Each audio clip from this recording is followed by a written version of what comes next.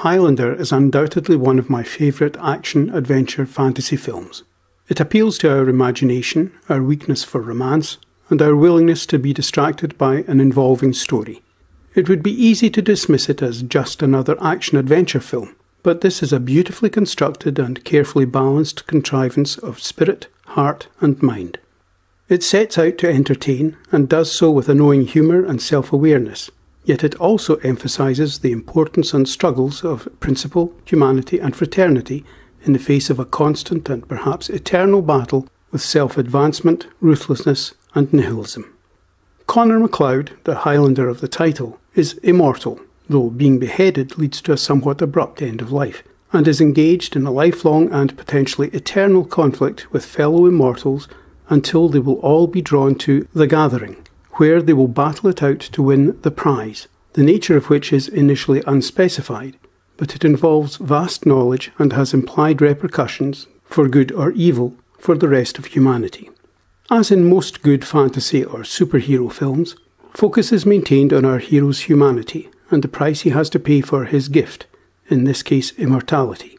At the same time as entertaining us with spectacular swordplay and light-hearted banter, which, on their own, would provide an amusing but somewhat hollow experience, the film engages the audience's emotions and minds by inviting reflection on the implications of an excessively long life, and having to fight constantly for survival and even, potentially, for the very future of the human race.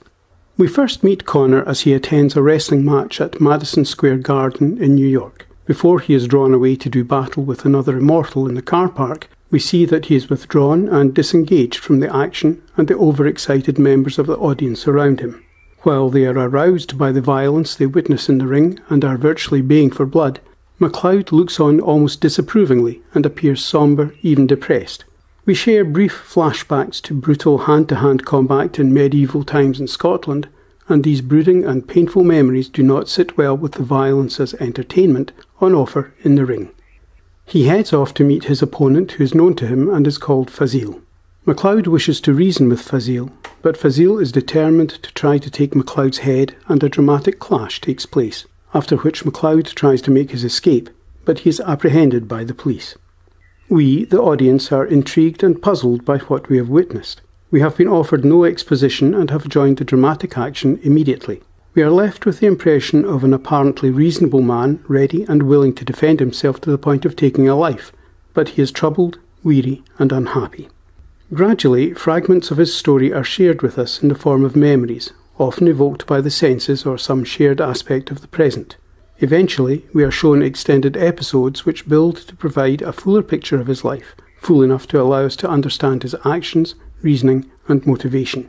This approach, vaguely reminiscent of the technique used by Marcel Proust in his writing, allows director Russell Mulcahy to play with the time frame so we perceive MacLeod through the puzzled and questioning eyes of the police in the present, while also gaining insight into his character and experience in the past, allowing us to understand him and feel we conspire with him in that we share the secret of his immortality and the frequent deadly conflicts he must endure.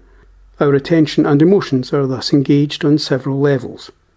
MacLeod is a relatively simple man with modest ambitions and desires, on whom immortality and its life-changing complications, as well as its incumbent deadly competition for the prize, have been foisted. His natural humility and compassion make him, however, a worthy and necessary opponent to the Kurgan, an immortal driven by personal ambition with no regard for the sanctity of the lives of mere mortals, to whom he considers himself superior. He will stop at nothing to exercise selfish and pitiless control. Although MacLeod does not actively pursue the prize for himself, he will do his utmost to protect humanity from the clutches of the Kurgan, humanity which is represented ultimately by MacLeod's love interest, Brenda. Another sympathetic and compassionate immortal is Ramirez, a Spaniard of ancient Egyptian origin who seeks out MacLeod to help prepare the naive and unworldly young Highlander for his forthcoming clash with barbarism.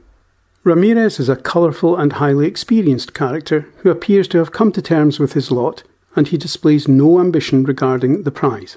He seems content to survive and pursue adventures, though he recognises MacLeod's potential and the need to deprive the Kurgan of the prize, which is why he is ready and willing to train MacLeod in swordsmanship and to offer paternal and sincere advice regarding love and relationships, emphasising the importance of selfless fraternity and simply helping others on the way through life.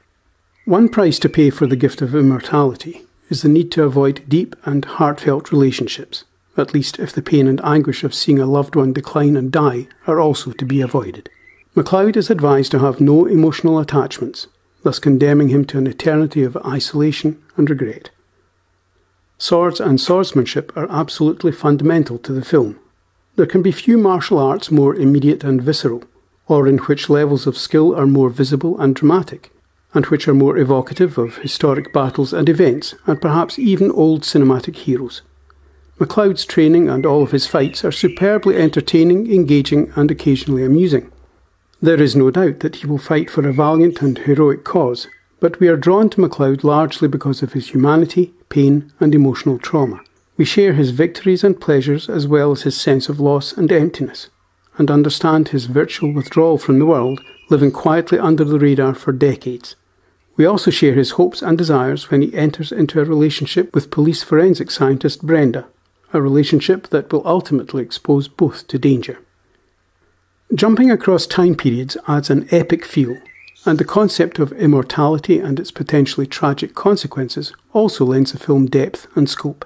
It must be said, however, that Mulcahy's whole approach to the film, with sumptuous costumes, sweeping shots, almost constant development of character and plot, stunning segues, and the integration of numerous songs by Queen and original music by Michael Kamen, lend the whole great dynamism and demand audience engagement.